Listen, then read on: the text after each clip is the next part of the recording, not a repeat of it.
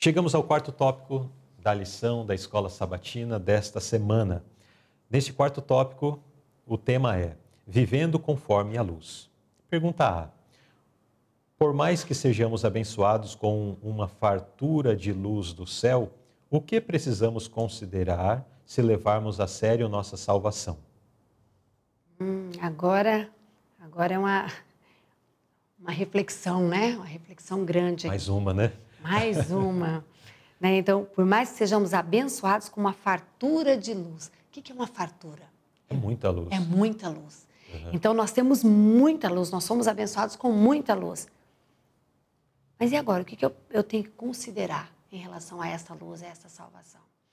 No verso de Lucas 12, 48, que não está aqui, diz assim, aquele que é muito é dado, muito é cobrado. Então, se eu tenho uma fartura de luz, eu vou ser cobrado pouco? Não, eu tenho muito. Então, eu vou ser cobrado muito agora, de toda a luz que eu tenho. O que eu estou fazendo com toda essa luz que eu tenho? Como que eu estou permitindo que essa luz haja em minha vida? Né? Como que eu estou permitindo que ela venha me transformar? Porque a luz é para clarear. Sim. Né? E que clareamento, vamos dizer assim, ela está trazendo para mim? Então, esse aqui talvez seria uma grande reflexão. Né? E aí o verso de Tiago, ele vem dizendo, né, que aquele, pois, que sabe fazer o bem e não faz, comete pecado. Então, de nada adianta eu ter uma luz imensa, né, sendo que ela está me deixando com os olhos fechados. Nós podemos estar aqui, está tudo claro, mas se eu fechar os meus olhos, de que me adianta? Eu não vou ver nada que está aqui à minha volta. Sim. Né? Então, nós precisamos entender que nós temos muita luz, mas se nós não soubermos usar essa luz, nós vamos cometer Nada pecado. adianta, né? De nada vai adiantar. Né? A luz não nos salvará só porque ela brilha. Ela não vai salvar porque ela brilha. Né? Jesus não vai me salvar porque ele morreu na cruz, se eu não aceitar a morte dele. Então, Se eu não permitir que essa luz faça algo na minha vida e através da minha vida. Né? Exato. Isso. Essas são as duas palavras. Porque não é só na minha vida. Tem que ser na minha e através da minha. Então, a responsabilidade aqui não é apenas aceitar a luz, mas permitir que ela brilhe em mim também. Sim. Né? Então, essa é a grande responsabilidade de termos muita luz. Jesus, até falando sobre a luz no Sermão do Monte, ele diz assim que a luz, a lâmpada, ela não é acesa e se coloca um cesto por cima, uma bacia, um balde, e a luz fica brilhando lá dentro, mas quem olha por fora não vê nada. Mas a luz, ela deve ser colocada num lugar onde ela cumpre a sua função, né? Abençoando a todos que estão ali naquele ambiente que, se não fosse por ela, estariam em trevas, em escuridão. E Jesus, então, conclui esse pensamento dizendo, assim resplandeça a vossa luz diante dos homens, para que vejam as vossas boas obras e glorifiquem a vosso Pai que está nos céus. Por mais que Jesus faz menção de que assim resplandeça a vossa luz, dando a entender que a luz é nossa, mas na verdade essa é apenas a luz que primeiramente nos impactou, fez algo em nós, e agora essa luz está fazendo algo, vai fazer algo a partir de nós, através de nós, e abençoando as pessoas ao nosso redor. É muito gostoso a gente falar dessa parte, a gente falar da lua. Né?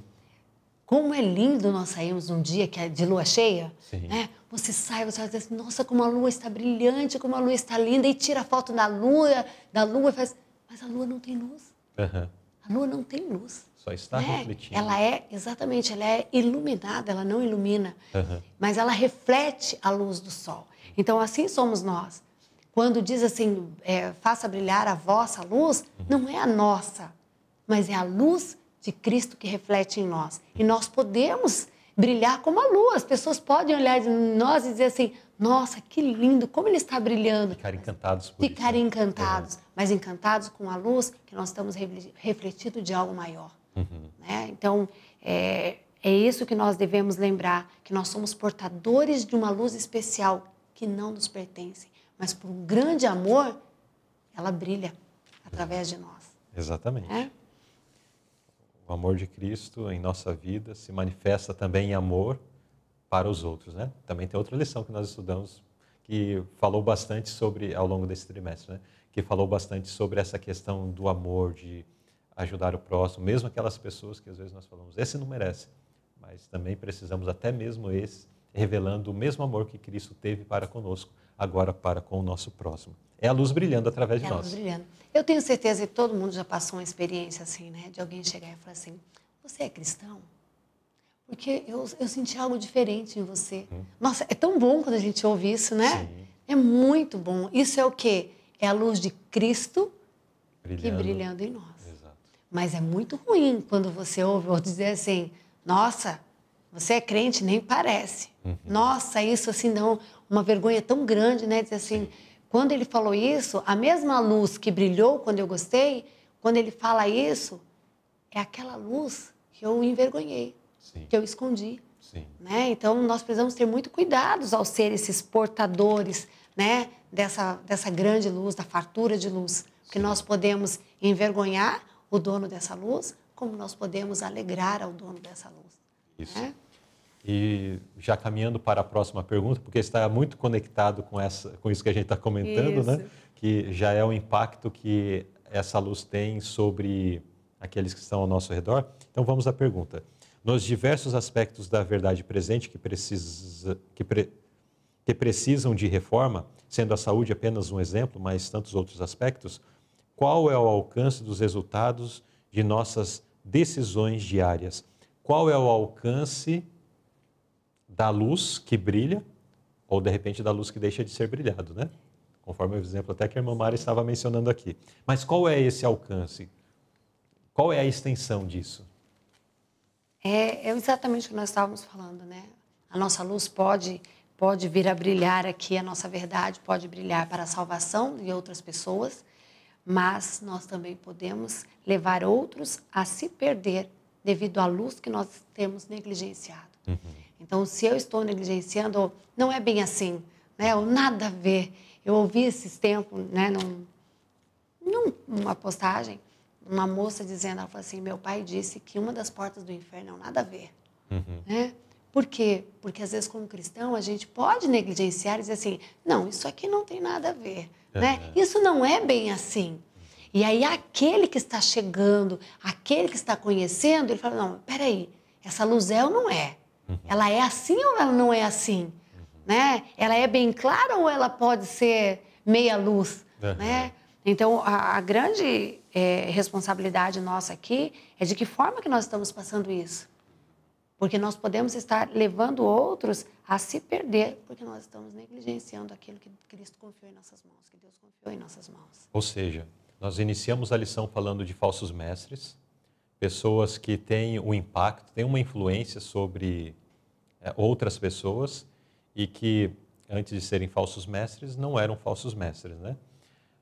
Tinham um impacto, uma influência positiva, mas depois, por trilharem caminhos errados, não seguirem as recomendações que nós já vimos aqui na lição, não permaneceram firmados, começaram a apresentar doutrinas enganadoras. E a influência que eles tiveram foi uma influência de levar trevas, destruição, arruinar a vida das pessoas, né?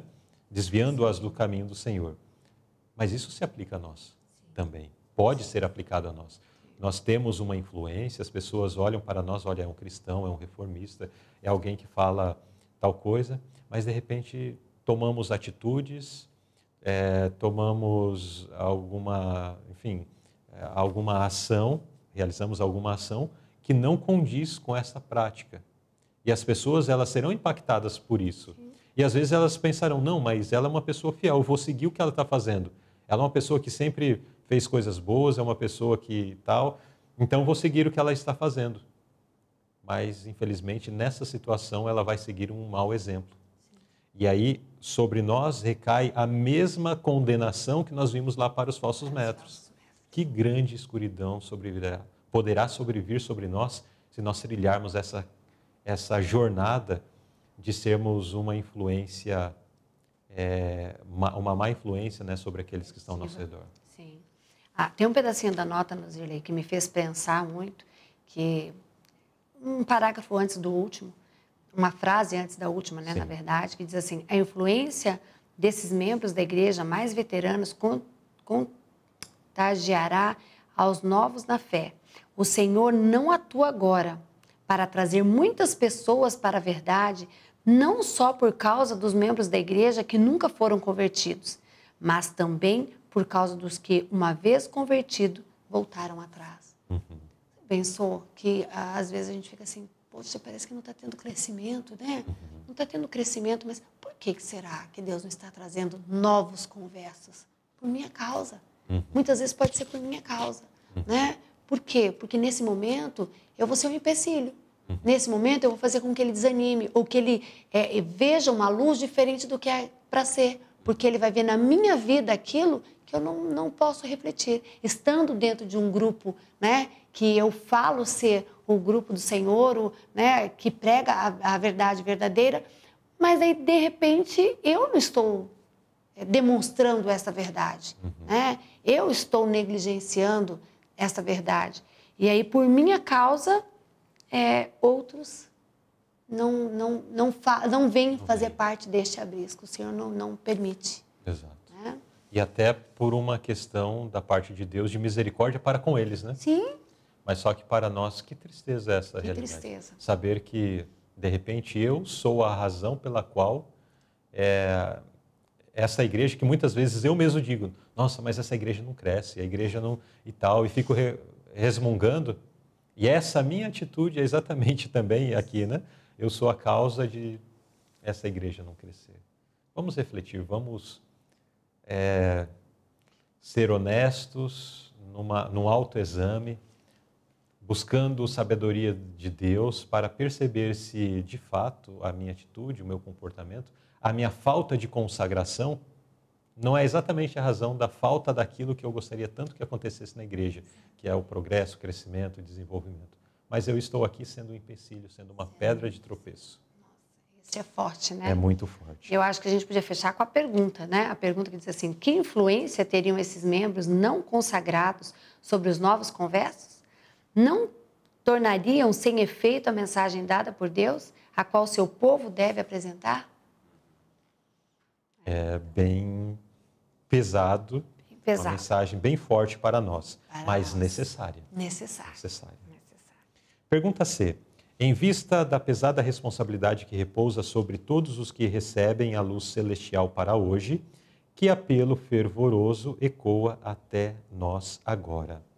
Qual é o apelo que a palavra de Deus repetidas vezes faz para aqueles que de repente estão se desviando do caminho, da verdade, do conhecimento que Deus já outrora nos apresentou? Aquele que ele tanto fez para Israel, né? Volta, ó rebelde, né? Volta, confessa, né? Confessa seus pecados. Eu estou aqui, eu tenho misericórdia de ti, mas volta. Sim. Confessa, deixa. Né? Eu creio que o maior apelo é esse, né?